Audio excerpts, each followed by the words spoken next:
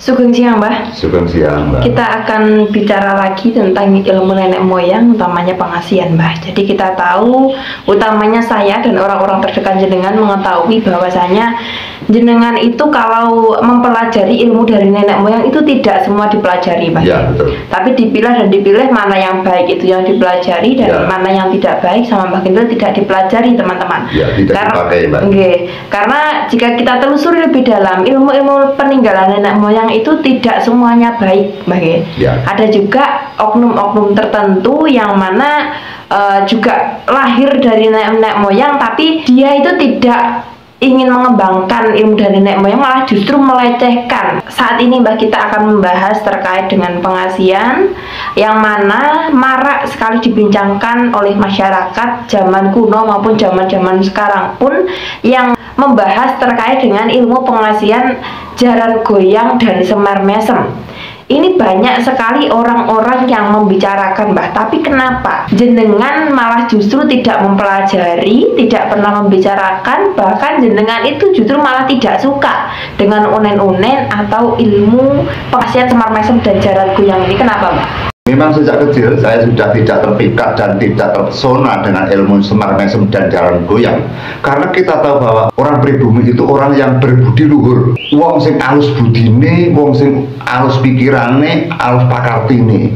Jadi orang Jawa atau orang nenek moyang kita itu terkenal orang yang berbudi luhur. Artinya nenek moyang kita itu juga merupakan sosok pencipta, misalnya pencipta pusaka, pencipta lagu, pencipta tembang, pencipta ilmu, pencipta kapro, pencipta kunci, dan banyak pencipta-pencipta karangan daripada nenek moyang sebagai patokan atau aguran.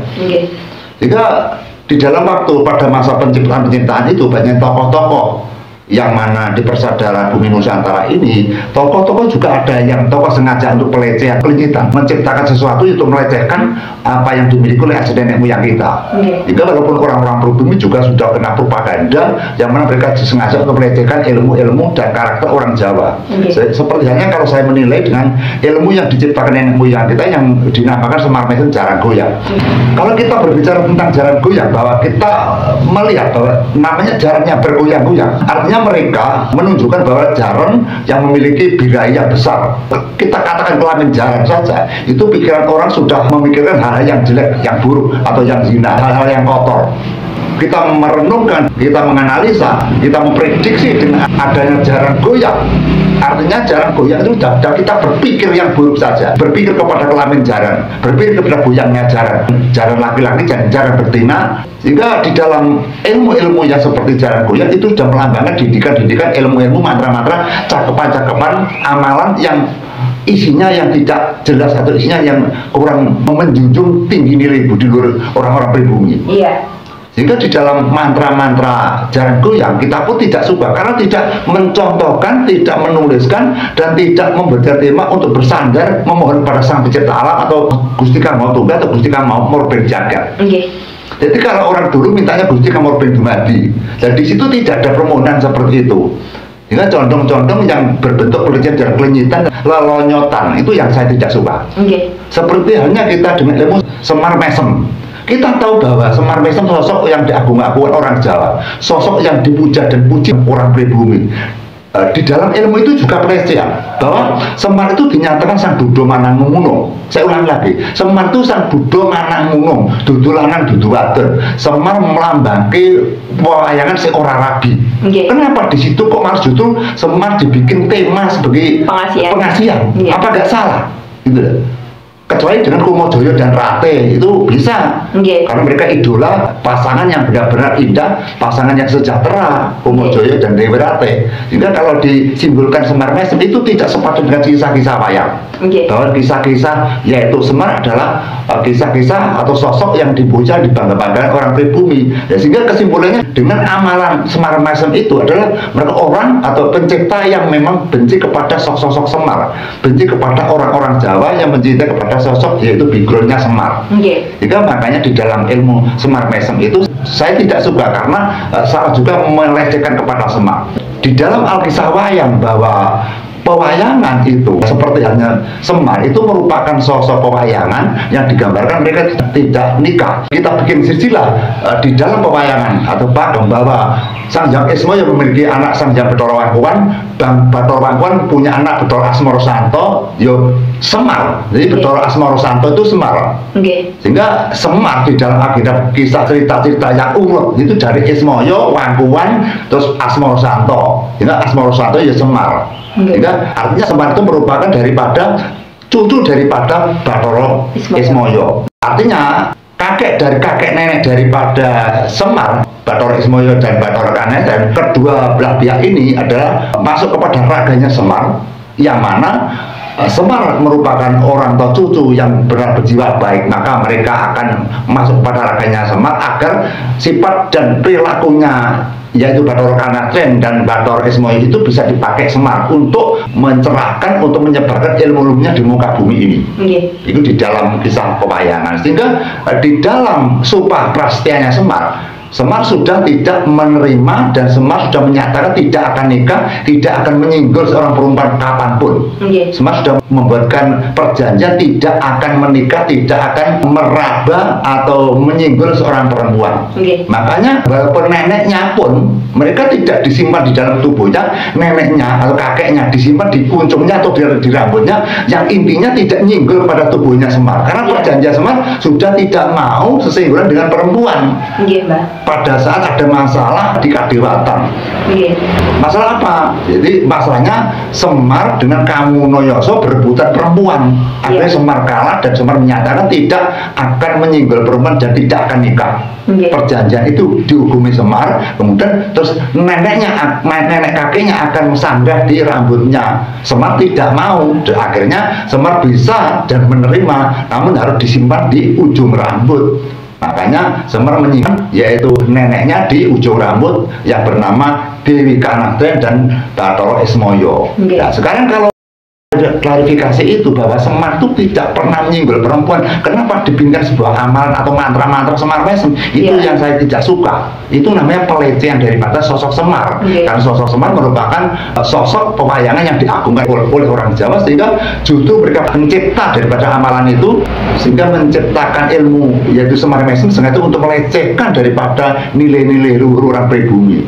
Sehingga banyak pencipta karangan-karangan daripada ilmu-ilmu yang sengaja melecehkan, dan ada pencipta ilmu nenek moyang kita yang mengangkat derajat nenek moyang kita. Maka di dalam kita mempelajari ini, kita memilah dan memilih yang baik kita pelajari, yang tidak baik juga tidak kita pelajari, teman-temanku.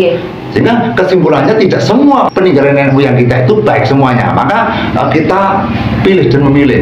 Yang namanya pribumi itu sudah dibenci, tidak hanya zaman sekarang, zaman kolot itu sudah ada orang yang membenci kepada nenek moyang kita. Sehingga makanya banyak amalan-amalan yang sesat atau amalan mantra-mantra yang tidak masuk akal. Terima kasih. Kemudian kita kembali lagi ke pengasihan Semar Mesem dan Jaran Goyang Mbak. Ini mohon maaf sebelumnya, tadi sejak saya lahir sampai sekarang ini saya belum pernah melihat bukti nyata khasiat atau kegunaan ilmu Semar Mesem dan Jaran Goyang ini. Banyak orang yang membicarakan tapi buktinya itu loh Mbak, kayak nggak bisa digunakan. Itu gimana pandangannya? Ya karena kita tidak mempelajari dan kita tidak berpuasa, tidak melakoni, kita tidak bisa bercerita.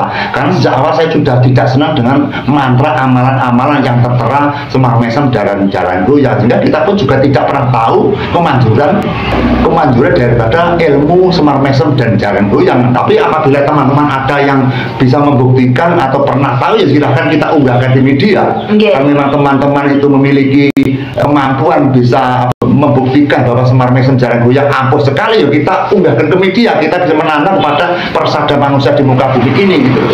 Jadi kalau kita bicara harus ada buktinya gitu loh. Ya kalau ya memang kalau namanya gaib, namanya anugerah tidak dapat apa itu kita buktikan, tapi setidaknya ada bukti-bukti di masyarakat yang berhasil dengan sempurna. Ada 10 atau 20, 30 orang yang memakai ilmu itu dan berhasil gitu. Tapi kita tidak bisa membuktikan secara langsung, setidaknya ada bukti di masyarakat gitu. Ada kesaksian. Iya, kalau saya juga demikian. Kalau misalkan ada pembukti, ya kita buktikan kepada teman-teman yang mempelajari ilmu-ilmu Jawa yang pernah kita sampaikan. Siapa yang berhasil kita tuding saja gitu loh. tahu bahwa saya itu keliling di mana-mana, berguru kemana-mana itu belum tahu perguruan-perguruan yang mengajarkan ilmu itu dan manjur, dan saya belum pernah ada buktinya, belum pernah tahu ada buktinya. Itu sehingga di sini kita tidak melecehkan kepada peninggalan nenek moyang kita. Kalau peninggalan nenek moyang kita yang asli, yang berbudi luhur, tentu saya hormat sekali kepada nenek moyang kita, karena saya itu pencinta nenek moyang kita. Pagi, siang, sore, malam berbicara tentang nenek moyang, nenek moyang, nenek moyang. Ya, kita tidak benci nenek moyang, kita selalu menghormati dan melindungi aset nenek moyang. Tapi mantra-mantra atau unen-unen yang menyesatkan kita harus mau mendemparkan, Mbak. Terima kasih. Ya teman-teman, jadi itulah pembahasan kita pada siang hari ini. Kita tahu bahwasanya Mbah Kirojo Pemontro ini sejak kecil, dewasa hingga sekarang ini teman-teman, kehidupannya itu benar-benar dipelajari dan disaksikan oleh masyarakat luas.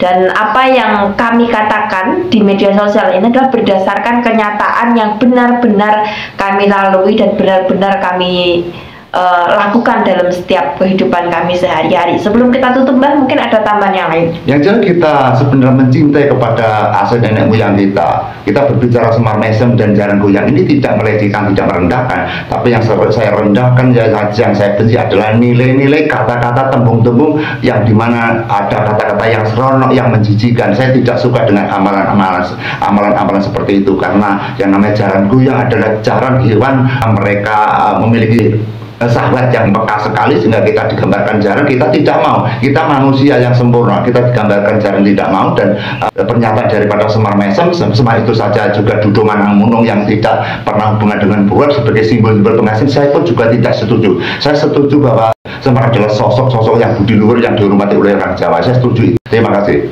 Ya teman-teman, cukup sekian, semoga ini bermanfaat bagi kita semua. Selamat siang, Sugeng Rahayu. Rahayu kang pirangge. Amin amin ya rabbal alamin.